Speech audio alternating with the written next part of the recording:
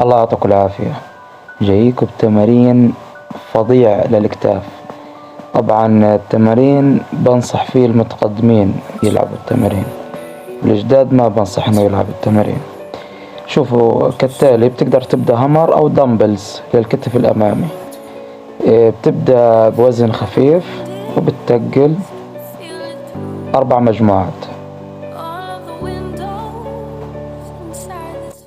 اكيد لو استخدمت الهمر هيكون اسهل عليك بكتير، لانه اسهل بشيل وحط الاوزان يعني. اما الدمبلز محتاج جهد اعلى، بس انا بحب اغلب حالي، اخترت الدمبلز.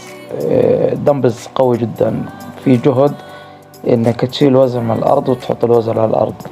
اما الهمر سهل انك تحط اوزان وتشيل اوزان.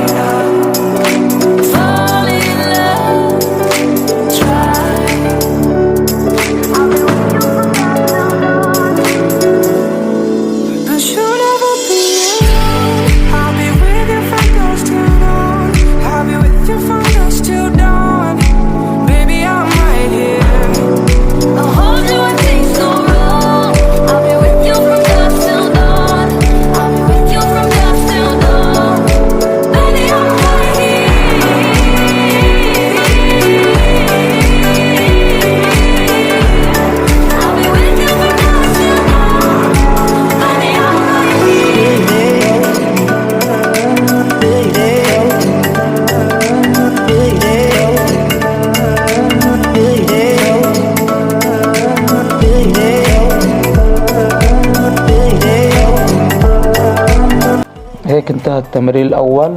طبعا كل اللي لعبته هذا يعتبر جولة واحدة. لقيت بالنسبة للكتف الجانبي هنلعب كتف جانبي،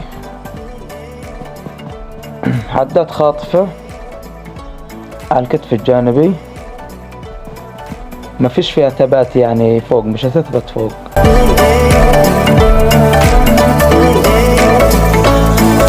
بتقل على الوزن اللي بعده. انا بديت ب7.5، بعدين هلعب ب10. ما فيش ثبات. طبعا الأرجحة من كتر التعب، التمرين عن جد مرهق ومتعب جدا.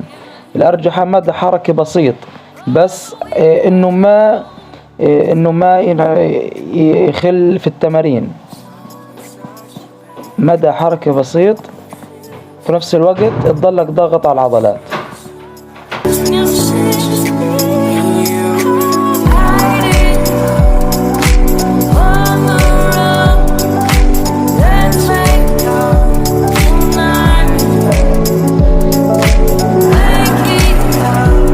هيك بدي ألعب الجولة الأخيرة من التمرين. وكذلك الأمر، ال4 مجموعات هدول برضو يعتبروا جولة واحدة من التمرين الثاني.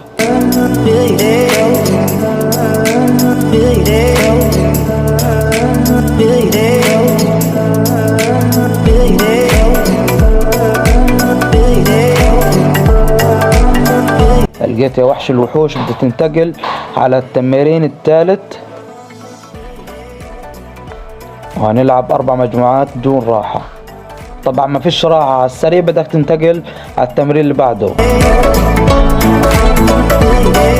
100. شوف قديش في جهد، لدرجة اني باخد نفس من العداد، بصير ضخ الدم على العضلة رهيب.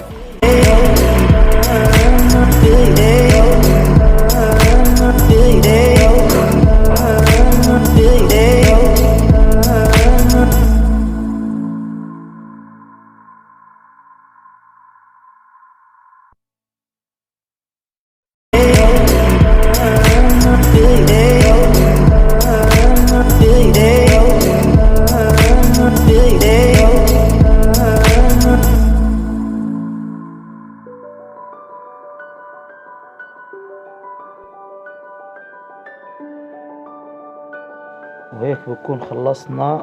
كمان برضو للكتف الجانبي مع الترابيز. لقيت بدنا ننتقل للكتف الخلفي مع ارتكاز الراس على ستاند او على كرسي عادي بيمشي الحال.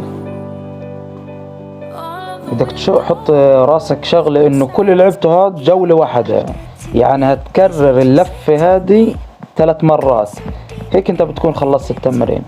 بين كل مرة ومرة بدك تريح نص دقيقة وتعيد تكرر ال4 تمارين من جديد. للأمانة عن تجربة تمرين ممتاز، بنصحش المبتدئين يلعبوه، وبتلعبوا مرة في الشهر، تمام، لأنه عن جد مرهق. وأتمنى لكم التوفيق يا وحوش. سلام.